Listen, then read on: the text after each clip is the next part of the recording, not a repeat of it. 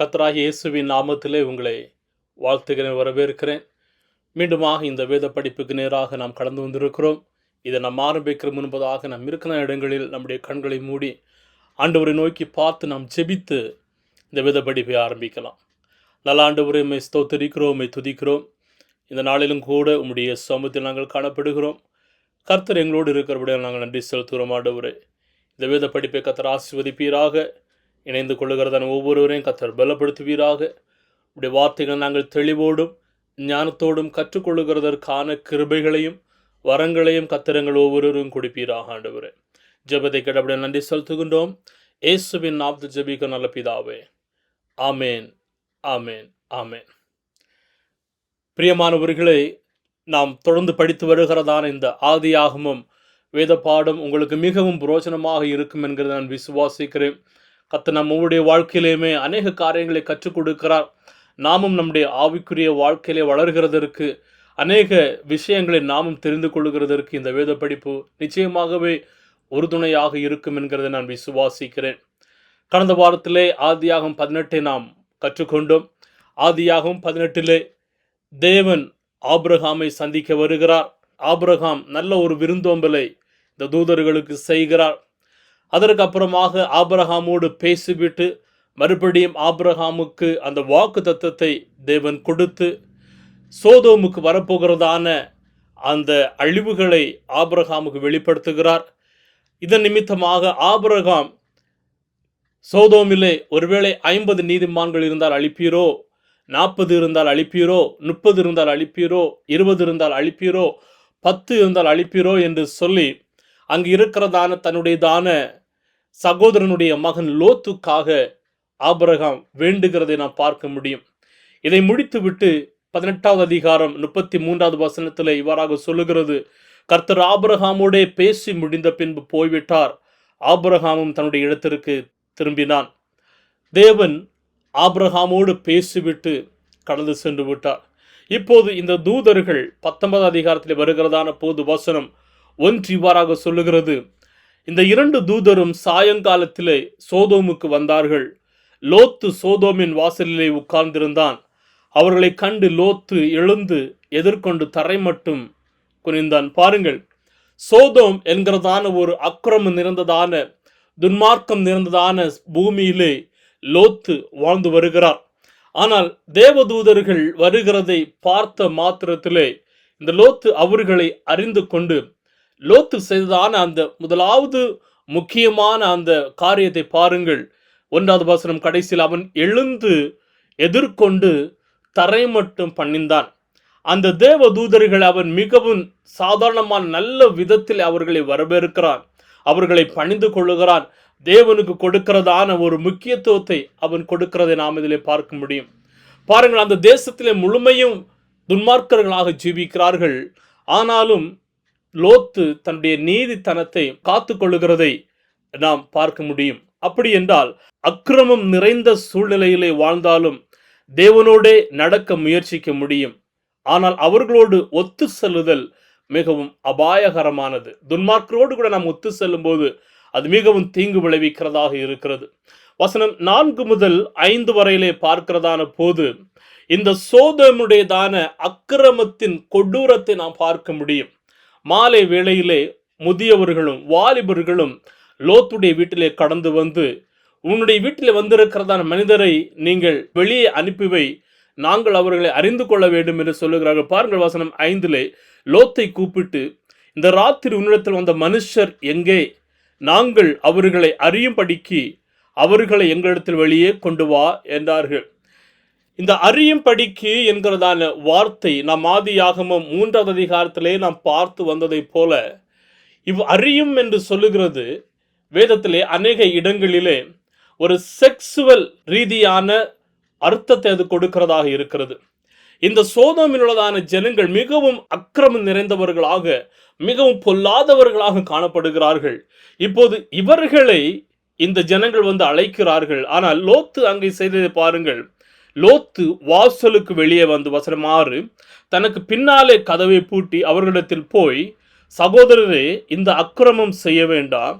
இதோ புருஷரை அறியாத 2 குமாரத்திகள் எனக்கு உண்டு. அவர்களை உங்களிடத்திற்கு வெளியே கொண்டு வருகிறேன். அவர்களுக்கு உங்கள் இஷ்டப்படி செய்யுங்கள். இந்த புருஷர் என் கூரையின் நிழலிலே வந்தபடியால் இவர்களுக்கு மாத்திரம் ஒன்றும் செய்ய வேண்டாம் என்றான். பாருங்கள், அந்த ஜனங்கள் அக்கிரமத்தில் மிகவும் கொடூரமாக போய்கொண்டிருக்கிறார்கள்.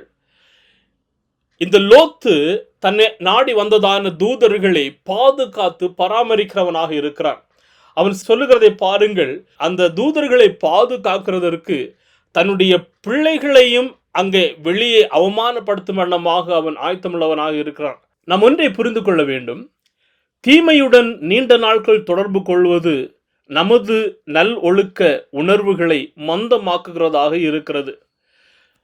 பொல்லாத மனிதர்களோடு, அக்கிரமம் நிறைந்த மனிதர்களோடு அவர்களோடு நான் நெருங்கி பழகி வருகிறதான போது சில நேரங்களிலே நம்முடைய வாழ்க்கையை அது சீர்குலைக்கிறதாக இருக்கும். நம்முடைய வாழ்க்கையை அது அழிக்கிற வண்ணமாக அது காணப்படுகிறதாக இருக்கும். ஆனால் இங்கு நடந்ததை பார்க்கும்போது இந்த தூதர்கள் லோத்தினுடையதான குடும்பத்தையும் பிள்ளைகளையும் பாதுகாக்கிறதை நாம் இதை பார்க்க முடியும். வசனம் 10 சொல்லுகிறது, அப்பொழுது அந்த புருஷர்கள் தங்கள் கைகளை வெளியே நீட்டி லோத்தை தங்கள் அண்டைக்கு வீட்டுக்குள் இழுத்துக்கொண்டு கதவை பூட்டி தெருவாசலில் இருந்த சிறியோரும் பெரியோரும் ஆகிய மனிதருக்கு குருட்டாட்டம் பிடிக்க பண்ணினார்கள்.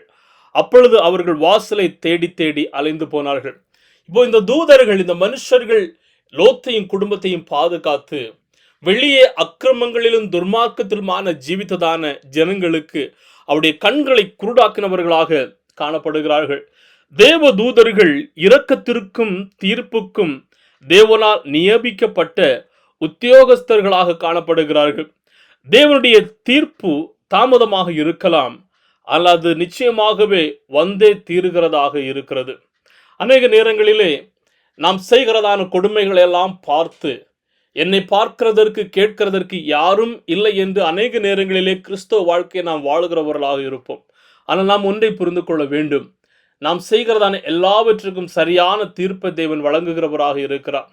அருமையான தேவ ஜனங்களே, நீங்கள் ஒருவேளை பலவிதமான இடங்களிலே வேலை செய்கிறவர்களாக இருக்கலாம், பலவிதமான ஜனங்களோடு நீங்கள் பழகுகிறவர்களாக இருக்கலாம், தேவனுக்கு பிரியமில்லாத செயலில் ஈடுபடுகிறதான ஜனங்களோடு நீங்கள் ஒத்து வேலை செய்கிறவர்களாக கூட இருக்கலாம். ஆனால் அந்த நிலையிலே நீங்கள் உங்களுடைய கிறிஸ்தவ வாழ்க்கை எப்படி பாதுகாத்து பராமரிக்கிறவர்களாக இருக்கிறீர்கள்? லோத்து அவனுடைய குடும்பமும் அக்கிரமக்காரர்களோடு கூட ஜீவிக்கிறார்கள், ஆனால் அவன் நீதிமானாக காணப்படுகிறான் என்று நாம் இதிலே பார்க்க முடியும். ஆனால் அதே நிலையிலே நாம் அப்படியே தொடர்ந்து ஜீவிக்கிறதான போது அது துர்மார்க்கத்திற்கு நாமும் ஒத்த வேஷம் தரிக்கிறவர்களாக இருப்போம். துன்மார்க்கம் செய்கிறவர்களோடு நட்புறவை வைத்து, துன்மார்க்கம் செய்கிறவர்களோடு நாம் உறவை நீடித்து, நம்முடைய வாழ்க்கையின் கிறிஸ்தவ வாழ்க்கையை வாழாமல் அவர்களோடு நாம் இணைந்து செல்லுகிறவர்களாக இருப்போம். ஆனால் அதே நேரத்தில் நான் கிறிஸ்தவன் என்றையும் வெளியே சொல்லுகிறவர்களாகவும் இருப்போம். அப்படி ஒருவேளை உங்களுடைய ஜீவியம் காணப்படுகிறதா? இன்றே மாற வேண்டியது அவசியம்.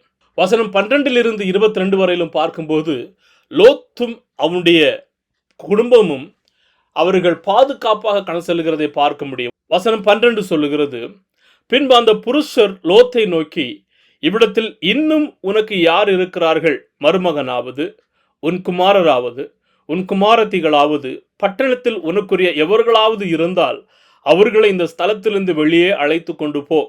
நாங்கள் இந்த ஸ்தலத்தை அழிக்கப் போகிறோம்.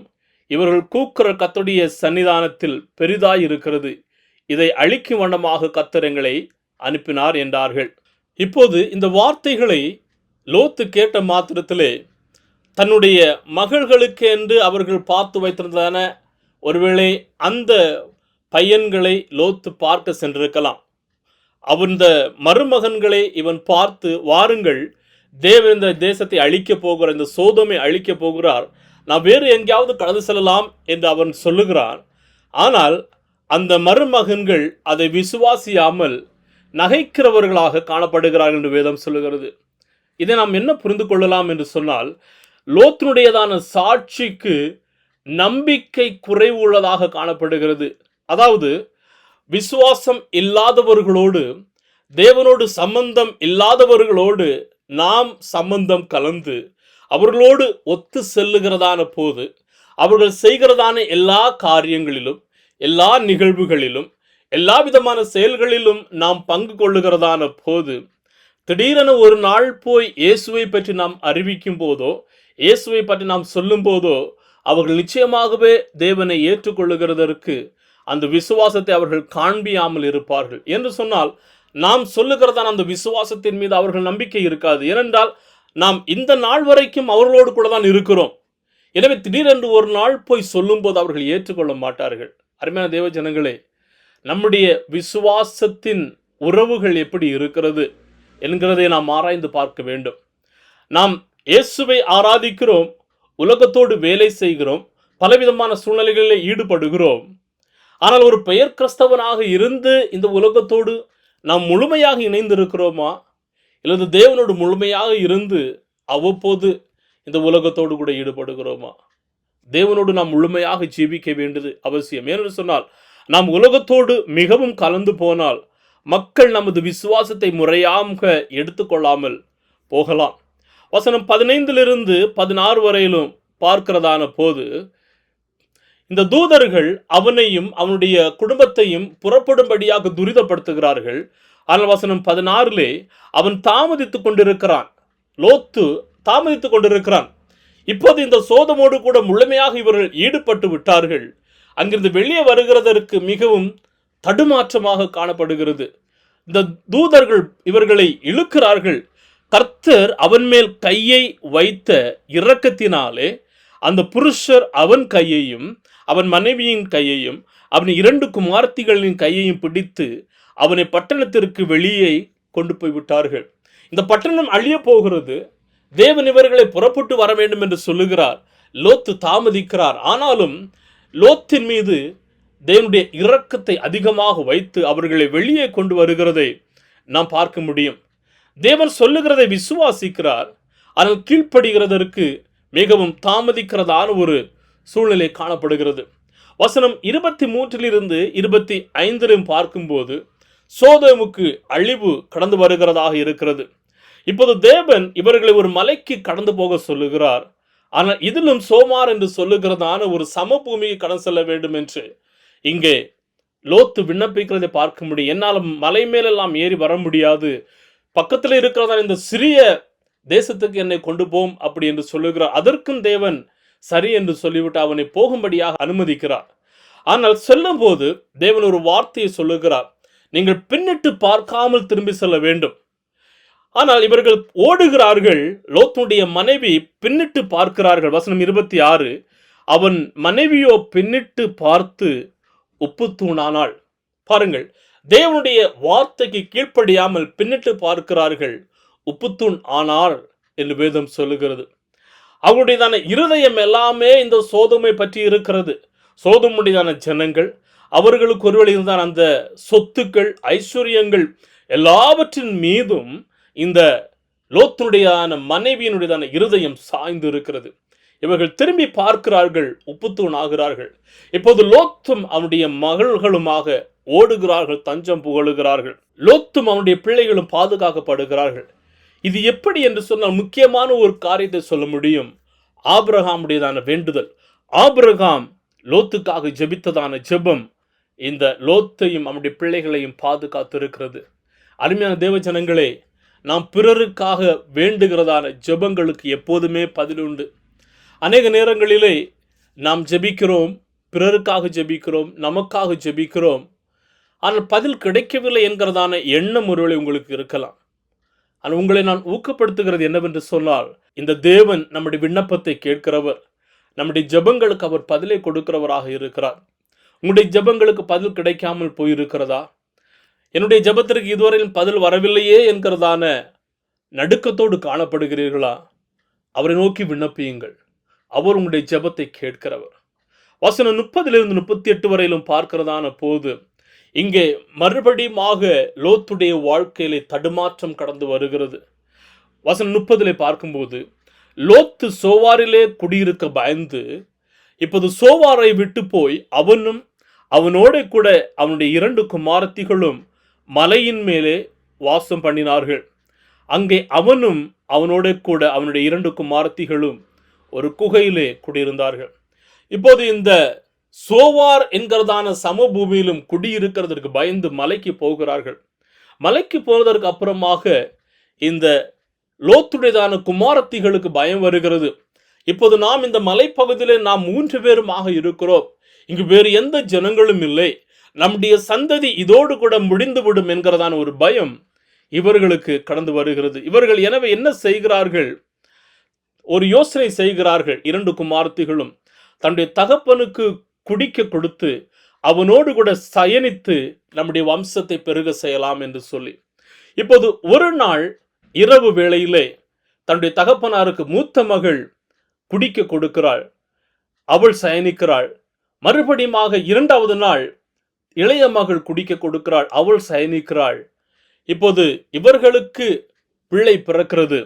அவர்கள்தான் மோவாப், பென்னமி என்கிறதான பிள்ளைகள். மோவாபியர்களுடையதான அம்மோரியர்களுடையதான தகப்பனாக இவர்கள் காணப்படுகிறார்கள். தேவனை விட்டு விலகி நல்லொழுக்க சீரான கேடுகளை செய்து இங்கே லோத்துடையதான வாழ்க்கை முடிவுற்று போகிறதாக நாம் பார்க்க முடியும். அருமையான தேவ ஜனங்களே, அநேக நேரங்களிலே நாம் நம்முடைய ஓட்டத்தை ஜெயத்தோடு கூட ஆரம்பிப்போம். ஆனால் முடிகிறதான போது கடைசியில் கூட வர முடியாத அளவிற்கான தேவனை விட்டு தூரம் போய் இருக்கிறதான அனுபவம் இருக்கும்.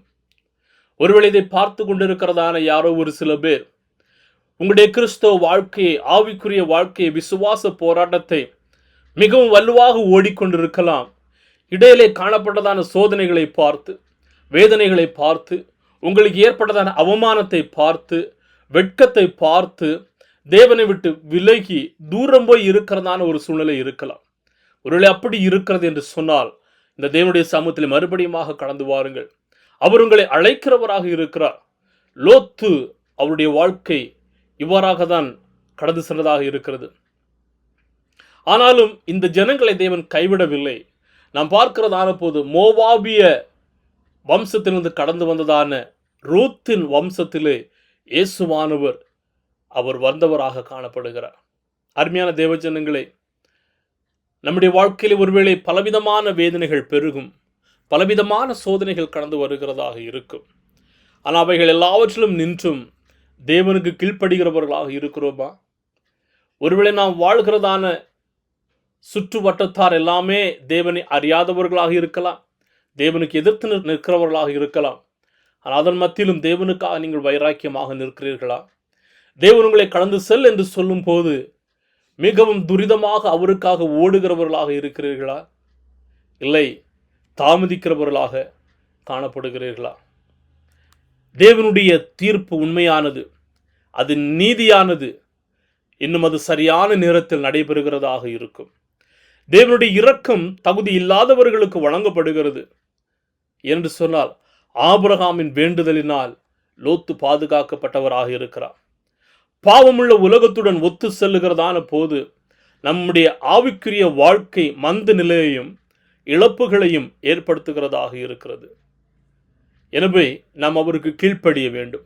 தாமதமாக கீழ்ப்படிதல் துயரமான விளைவுகளை நம்முடைய வாழ்க்கையிலே நாம் சந்திப்போம். ஜெபத்தின் வல்லமை, ஆபிரகாமின் ஜெபம் லோத்துடைய வாழ்க்கையிலே மிகவும் முக்கியமானதாக காணப்படுகிறது. நம்முடைய வாழ்க்கையை நாம் ஆராய்ந்து பார்க்க வேண்டும். ஒரு சில கேள்விகளை நான் உங்கள் மத்தியில் வைக்க விரும்புகிறேன். லோத்தை போல் உங்களுடைய வாழ்க்கையில் நீங்கள் உடன்பட்டு செய்து கொண்டிருக்கிறதான பகுதிகள் என்ன? அதாவது இந்த உலகத்தோடு ஒத்த வேஷம் தரித்து கொண்டு செய்கிறதான செயல்கள் என்னென்ன? ஆபிரகாமை போல வரவிருக்கும் தீர்ப்பை நீங்கள் மற்றவர்களுக்கு எச்சரிக்கிறீர்களா? அல்லது லோத்தை போல மௌனமாக இருக்கிறீர்களா? தேவன் விட்டு விடுமாறு அழைக்கின்றதான விஷயங்களை நீங்கள் இன்னும் ஆசையுடனும் வாஞ்சுடன் பிடித்து கொண்டிருக்கிறீர்களா? அல்லது அதை விட்டு வெளியே வந்திருக்கிறீர்களா? உங்களுடைய வாழ்க்கை உங்களை சுற்றியுள்ளவர்களுக்கு நம்பிக்கைக்குரியதான ஒரு சாட்சியாக திகழ வேண்டும்.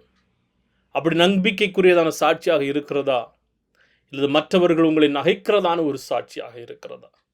கர்த்தர் நாம் ஒவ்வொருவருக்கும் அவருக்காக ஜீவிக்கத்தக்கதாகவும் அந்த நியாய தீர்ப்பு வருகிறதான போது நாம் அழிந்து போகாத படிக்கு பாதுகாக்கப்படுகிறவர்களாகவும் தேவன் நம்மை ஒவ்வொருவரை மாற்றுவாராக. ஜெபிக்கலாம்.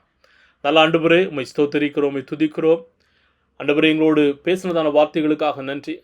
கற்றுக் கொடுத்ததான உங்களுடைய வார்த்தையிலே கர்த்தர் ஆண்டவரே, நாங்கள் மனதிலே வைத்து அதை புரிந்து அதற்கு ஏற்றாற் போல நாங்கள் ஜீவிக்க கர்த்தர் உதவி செய்வீராக.